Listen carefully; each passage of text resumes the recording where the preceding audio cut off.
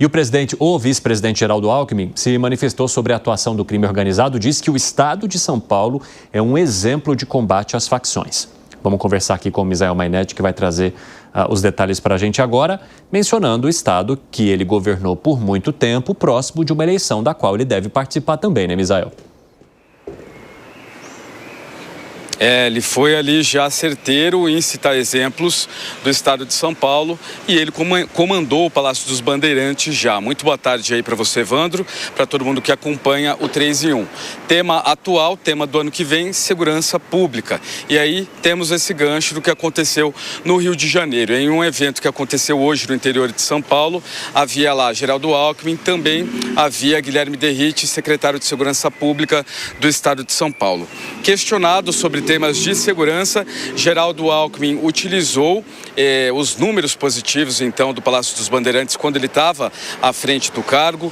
Também citou o presidente Lula falando da PEC da segurança, que deve movimentar o Congresso Nacional no ano que vem, PEC essa muito criticada por governadores e secretários de segurança pública de vários estados, e ele disse que é importante sim combater organizações criminosas, facções criminosas. Questionado sobre facção terrorista, sobre o uso desse termo terrorista, desconversou e falou outras coisas. Vamos assistir agora, vamos acompanhar agora a fala do vice-presidente da República, Geraldo Alckmin. Primeiro, organização criminosa deve ser enfrentada por terra, mar e ar. Então, todo o empenho nesse trabalho. Queria destacar que o presidente Lula sancionou a lei estabelecendo penas mais duras para o crime organizado e encaminhou ao Poder Legislativo uma proposta de combate às facções. Então, todo o trabalho. E cooperação, né? Nós precisamos unir os 3 níveis de governo, municipal, estaduais, nacional, no combate ao crime organizado. São Paulo é um bom exemplo. Nós tínhamos, em 2001, mais de 12 mil assassinatos por ano, reduzimos para 11, 10, 9, 8, 7, 6, 5, 4, 3.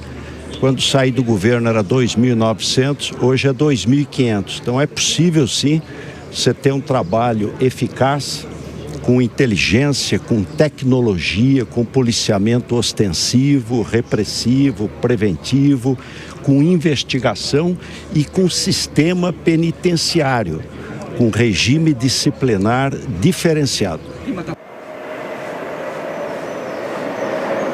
Está aí a fala de Geraldo Alckmin, vice-presidente da República, citando números do governo de São Paulo de quando ele estava na época e falando da assinatura dessa lei antifacção proposta pelo ministro Lewandowski, que endurece penas. Agora, Guilherme Derrite, que também participava e que já está acenando para voltar muito em breve, né, e tentar o cargo como senador, voltar muito em breve aí para o Congresso, ele já concorda, né, que qualquer coisa, qualquer justiça, qualquer lei que endureça ainda mais as penas, ela é bem-vinda. Ele que tem aí a bandeira de acabar com as saidinhas temporárias, inclusive se licencia nesta terça-feira, se afasta para voltar ao Congresso e tentar endurecer mais algumas situações que favorecem criminosos.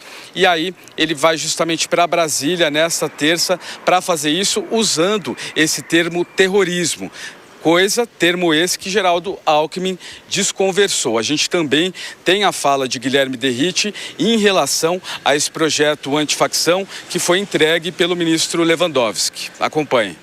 Qualquer iniciativa que venha encarecer o custo do crime vai ter o nosso apoio, vai ter o meu apoio especificamente, mas eu não li o texto do projeto, não sei se já foi enviado. Eu vi um vídeo que o presidente da República fez, mas o texto do projeto acho que não chegou para a Câmara ainda. Amanhã eu estou retornando para a Câmara, para de fato retornar aos trabalhos na quarta-feira, aí eu vou poder me debruçar sobre o projeto, vou ler sobre ele, mas qualquer iniciativa que venha endurecer o custo do crime, mas temos que avançar nessas leis infraconstitucionais, com progressão do regime de cumprimento de pena, como auxílio reclusão, visita íntima, esses benefícios que criminosos possuem no Brasil, sinceramente, para mim tem que acabar.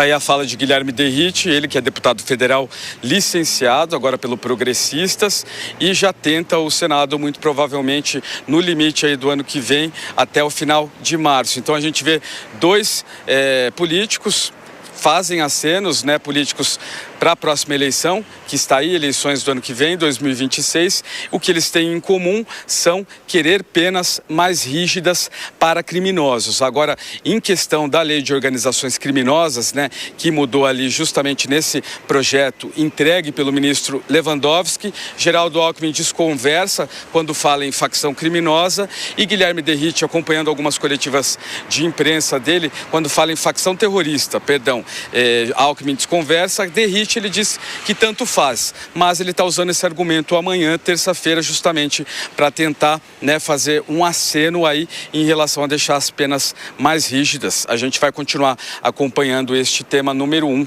segurança pública, agora e já para as eleições do ano que vem. Evandro? Muito obrigado, Misael Mainetti. Ô, Fábio Piperno, temos então Guilherme Derrite, secretário de Segurança Pública aqui do estado de São Paulo, claro que tem como principal bandeira o tema, buscando nesse momento a sua hora de brilhar.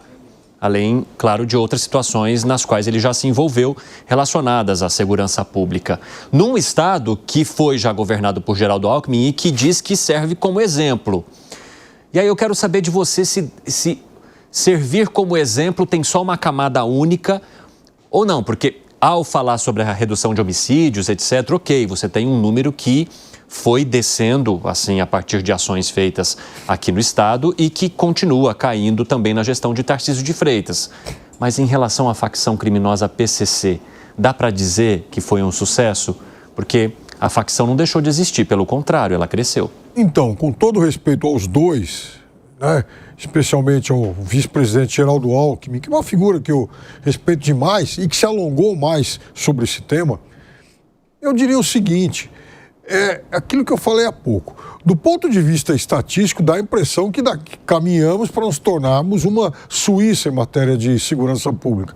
E, obviamente, a percepção da população é muito diferente e a percepção da população é a real. Veja, não é que tenha melhorado tanto assim, é que aqui no estado de São Paulo, a natureza do crime, ela enveredou por um outro caminho. Então, ao crime organizado aqui de São Paulo, não interessa mais ficar apertando o gatilho toda hora, como no Rio de Janeiro, onde o ano passado um bando chegou lá na praia e matou 4 médicos que estavam lá num quiosque, porque confundiram os 4 médicos com uma outra pessoa. Então, acabaram banalizando o ato de matar. Aqui em São Paulo, não que eles sejam Madres Teresas, longe disso.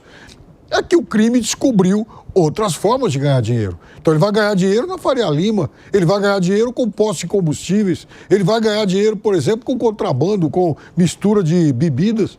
Então, é um crime de uma outra natureza, com o crime cibernético. Então não precisa mais ficar apertando o gatilho o tempo todo. Agora, em relação ao Derrite, também falei sobre isso aqui outro dia. Veja, eu acho que no Congresso deve estar em falta o parlamentar especialista em segurança pública, a despeito do Congresso ter coronel, delegado, capitão, tem até general, tem toda essa turma de fardados, mas o secretário de São Paulo, que coincidentemente vai ser candidato a senador o ano que vem, ele precisa se licenciar do cargo para ir lá. Porque se não for ele dar um empurrãozinho, essa turma toda de fardados não é capaz de fazer nada. Eita, ô Zé Maria Trindade, você concorda com essa crítica do Piperno? Eu acho que a segurança pública ultrapassa bandeiras, ultrapassa, inclusive, fronteiras. O governador de São Paulo, ele está enfrentando dificuldades na percepção de segurança pública. Isso é visível. E, por incrível que pareça, os números de São Paulo são positivos, São números positivos, levando-se em consideração por 1.000 habitantes, que é uma medida internacional, a medida que é aceita internacionalmente. E foi exatamente com base nesta medida que Donald Trump disse que a capital norte-americana, Washington, tem números de violência superiores aqui à nossa capital, Brasília. E é verdade, levando em consideração 1.000 habitantes. Essa fala do ex-governador Geraldo Alckmin mostra uma tendência de certos crimes. A criminologia, ela demanda um momento histórico. Por exemplo, agora é evidente que vai cair o roubo à mão armada, porque o bandido não encontra mais dinheiro na caixa registradora de ninguém. Todos os comércios estão usando Pix, cartão de crédito, débito e assim por diante, transferências e assim por diante. Então, assim, muda o sentido do crime.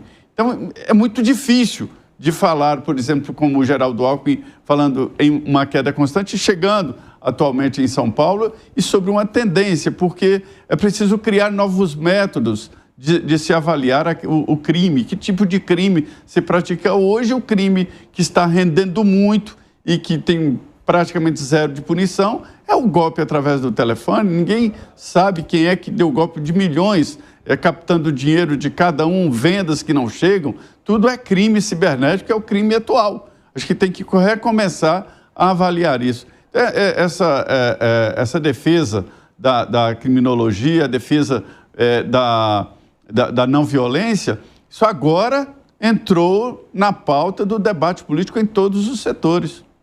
Fala, Langani. Olha só, eu vejo que o Geraldo Alckmin, ele também está fazendo toda uma defesa da história dele, né? Como ele foi governador de São Paulo por muitos anos, se ele falasse diferente disso, que São Paulo estaria um caos, a violência aqui tomada, enfim, etc., ele estaria também passando um recibo, um atestado de culpa, porque a população sabe que a violência não veio da noite para o dia, a criminalidade não cresceu da noite para o dia. Então eu vejo que também tem um pouco da defesa da sua história aqui. Tem um outro ponto que é curioso, São Paulo, a percepção da população. De fato, os índices estatísticos são positivos. A população, ao mesmo tempo, também tem uma boa avaliação do governo em relação à segurança pública. Então, índice positivo e boa avaliação. Mas, ao mesmo tempo, Evandro, há uma sensação de insegurança muito grande, principalmente na capital, aqui em São Paulo. Virou comum assaltos à mão armada, roubando celular e, muitas vezes, resultando em mortes bárbaras. Então, é curioso esse comportamento da população, que muitas vezes parece ser até contraditório, né? Índice cai, entende que o governo estadual faz um bom governo na segurança pública, mas também há um medo generalizado por parte da população e um medo real, diga-se de passagem. Arremate, Bruno Musa. Porque eu acho que faz muito sentido o que o Piperno falou. A natureza do crime, ela realmente mudou. Eles, entre aspas aqui, né, eles evoluíram para eles, obviamente, né, em que eles entenderam que sair dando tiro há um risco maior, há uma imagem muito mais difícil de segurar até na mídia e, portanto, eles aprenderam a fazer outro tipo de crime.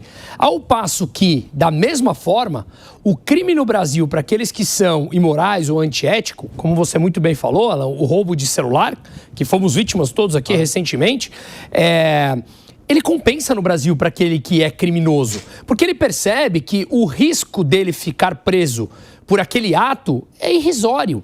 Se a probabilidade tende a zero. Então ele vai lá e faz, meia hora depois ele está no mesmo local roubando outra pessoa. É um cálculo de risco-retorno que a gente faz na nossa cabeça. É muito simples. Então, talvez o número de mortes tenha caído, ou caiu, como de fato a gente está falando, mas a percepção do dia a dia do risco aumentou, porque você não tira mais o celular do bolso, porque você olha por quais ruas você anda. Então, aquele dia a dia, ele fica mais complicado aqui em capitais. E vale lembrar também que muitas dessas mortes são difíceis de serem contabilizadas, uma vez que quando é morto lá no morro, no tribunal do crime, como eles chamam, muitas vezes também não é contabilizado dentro da estatística.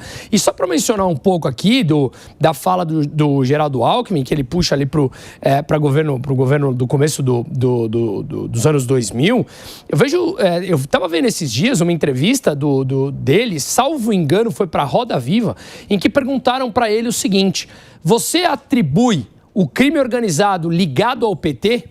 E ele fala textualmente que sim. Então imagina o malabarismo que ele tem que fazer agora para defender números, uma vez que ele também disse que não voltaria à cena do crime se referindo ao PT, ele falando, e lá ele está, né?